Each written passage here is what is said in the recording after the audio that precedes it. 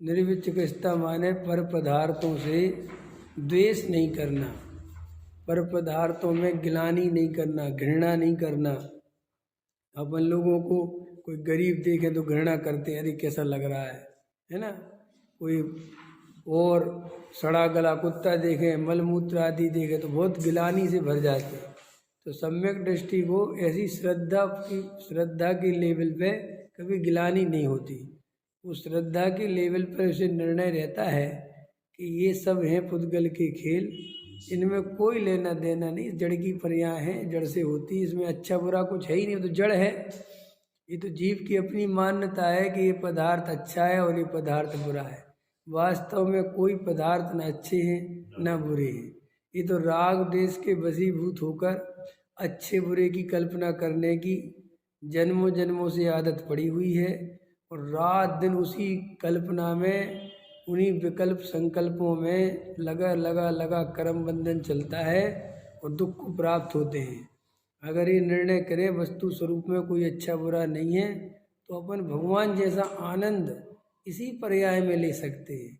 देखो भैया, ये शरीर, संयोग, मन, वाणी, ये सब तो अनंत देव के भी हैं, लेकिन मुनिराज को, अनंत देव को कोई तकलीफ नहीं है, और उनके ज्ञान में भी सारा लोकालोक झलकता है। अपने ज्ञान में तो बहुत कम झलकता है, उनके ज्ञान में तो सारे ही लोकालोक झलकता है। हमारे ज्ञान में तो इसी मोह के माँ बाप हैं, उनके ज्ञान में तो जन्मों जन्मों के माँ बाप हैं कि नहीं? बोलो, तुम तो अपनी इतनी ही पर्याय को जानते हो। वे तो भूतकाल की, भविष्य काल की, अपन तो चलो भविष्य तो उनका रही है अनंत काल सिद्ध भगवान का भविष्य, लेकिन पहले तो कई कई जन्मों में निगोदिया भी हुए होंगे। 1 इंद्री, 2 इंद्री, 3 इंद्री, 4 इंद्री, असंगी, संगी, देव, मनुष्य, नारकी, सब हुए होंगे ना। तो वे सारी पर्याय उनके ज्ञान में झलकती होंगी कि नहीं झलकती होंगी? और उन्हें ऐसा सब ख्याल में आता होगा ना कि देखो यही पर्याय यहाँ आते आते अब ये अनंत बन गई, और यही पर्याय काल में सिद्ध बन जाएगी, तो दिखता होगा ना। लेकिन देखो, उस पर्याय से भी कैसा भेद ज्ञान है। उस पर्याय को भी वो वैसे ही देखते हैं जैसे अन्य पुद्गल द्रव्य को। उसे ऐसा नहीं देखते कि मेरी पर्याय, मेरे नाम पर तो उनके पास केवल अपना त्रिकाली ध्रुव ज्ञायक भगवान आत्मा है। क्या? जिनेन्द्र देव के पास, ज्ञानी धर्मात्माओं के पास स्वयं के नाम पर क्या है? केवल एक अपना त्रिकाली ध्रुव अखंड ज्ञायक भगवान आत्मा, और कुछ है ही नहीं अपना। इसलिए श्री गुरु कहते हैं कि ज्ञानी अशुद्ध पर्याय को तो छोड़ो, अरे शुद्ध पर्याय को भी अपनी नहीं मानता, क्योंकि शुद्ध पर्याय को अपनी माने, शुद्ध पर्याय से राग करे तो अशुद्ध पर्याय से द्वेष हुए बिना नहीं रहेगा। इसलिए ना शुद्ध ना शुद्ध, मैं तो अखंड त्रिकाली ध्रुव ज्ञायक आत्मा हूँ। ऐसी श्रद्धा, ऐसा ज्ञान और ऐसा ही आचरण, इसका नाम है मोक्ष मार्ग, इसका नाम है अनंत आनंद की दशा। तो ऐसी अनंत आनंद की दशा हमारी भी अभी हो सकती है कि नहीं हो सकती? कैसे हो सकती है? हम तो घर गृहस्थी में लगे। ये मान्यता झूठ है कि हम लगे। हम कहाँ लगे? क्या कर रहे हैं हम? व्यापार कर रहे हैं कि नहीं? घर चला रहे कि नहीं चला रहे? मकान दुकान अपने हैं कि नहीं? किसके हैं? रमेश जी किसके हैं? कौन चला रहा है? क्या कह रहे? अपने आप चल रहे हैं। वो कह रहे जैन साहब तो कह रहे मैं चला रहा, आपके अपने आप चल रहे है कि नहीं? वाह! किसकी योग्यता? किसकी योग्यता? किसकी योग्यता? मेरी योग्यता क्या है? अपनी डिसाइड करो। पर पदार्थों की योग्यता डिसाइड हमें नहीं करनी। हम पर पदार्थों की योग्यता तो हमें क्या ले? हमारी योग्यता क्या है? हमारी काबिलियत क्या है? हमारी काबिलियत सिर्फ ज्ञाता दृष्टा की है। हम इतने से पुद्गल परमाणु में चेंजिंग नहीं कर सकते। दुकान वुकान नहीं चलाता मैं। ये मान्यता कि मैं चलाता हूँ, इसी का नाम तो मिथ्यात्व है। देखो सरल है ना, ये मानते ही तो छोड़ना है कि नहीं साहब दुकान छोड़, अरे दुकान कौन छोड़ने वाला है, जब तक चलनी है चलेगी। जिस दिन बंद होने की समय आएगा गारंटी से वैसे ही भाव आएंगे, वैसे ही उदय आएंगे, वैसे ही निमित्त बनेगी, बंद हो जाएगी। और जब तक नहीं होनी है, चाहे तुम कितने उपदेश सुनते रहो, कितनी भाषण सुनते रहो, यहाँ सुनते जाओगे और अंदर विकल्प आएगा, अभी तो करनी पड़ेगी, अभी बिना करे कैसे चले, क्योंकि अभी बंद करने का काल। तो और विकल्प तो किया ना, विकल्प तो किया ना। आचार्य कहते ये मान्यता भी मिथ्यात्व है कि मैंने विकल्प किया। क्या नहीं समझ में आई बात? दुकान चलनी है, ऐसी उसकी उपादानगत योग्यता है, तो उसके लिए जो जो निमित्त चाहिए वो मिलेंगे कि नहीं मिलेंगे? बोलो। तो उसमें जीव का विकल्प भी निमित्त है, वो मिलेगा कि नहीं मिलेगा?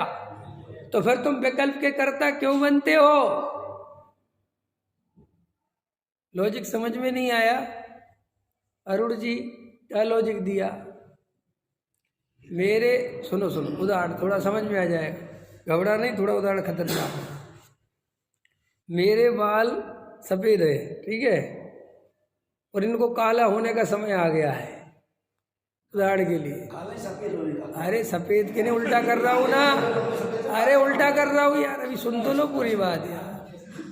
हम यहाँ बैठे, हम कुछ सोच समझ के ही बोल रहे होंगे, हैं? ऐसा थोड़ी है।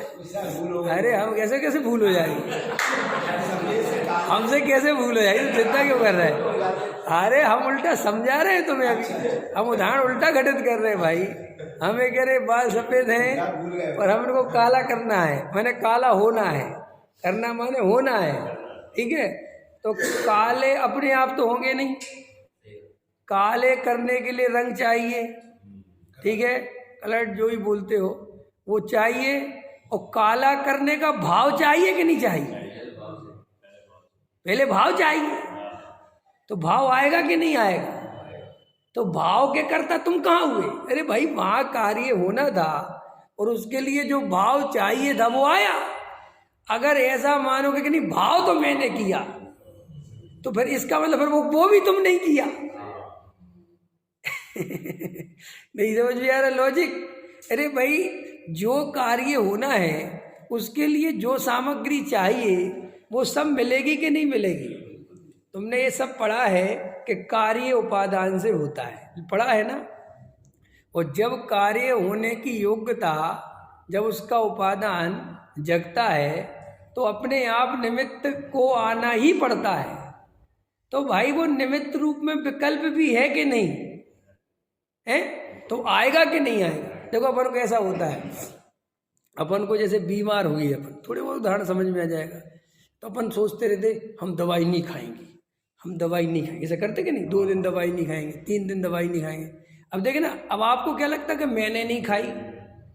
आपको क्या लगता है कि दवाई मैंने नहीं खाई? अब आचार्य भगवंत कहते वस्तु स्वरूप ऐसा है कि अभी तेरे को 3 दिन बुखार रहना है, तो बिल्कुल पैसा ही विकल्प आएगा कि नहीं खाना, तो तू बुखार में तड़पेगा, तड़पने ही का काल है। और जैसे ही तेरा बुखार जाने का काल आएगा उसी समय तेरे को विकल्प आएगा, अब नहीं सहा जा रहा, अब दवाई लाओ। तो तुझे क्या लगता, अब तो मैंने दवाई खाई? आचार्य कहते अभी भी तूने नहीं खाई। ये जाने का समय आ गया था, तो इसलिए ऐसा अब विकल्प आना था, और जब तक नहीं जाना था तो नहीं आ रहा। तो तू मुफ्त में करता क्यों बनता है कि मैंने कम से कम साहब विकल्प तो करा? अरे नहीं, विकल्प भी तूने नहीं किया। देखो कुंद देव ने समय सार लिखा कि नहीं लिखा? अब अपन को लगता है कि उनने लिखा, और मैं ये कह रहा था लिखना था। इसी के निमित्त से पंचम काल में अध्यात्म की गंगा बहनी थी।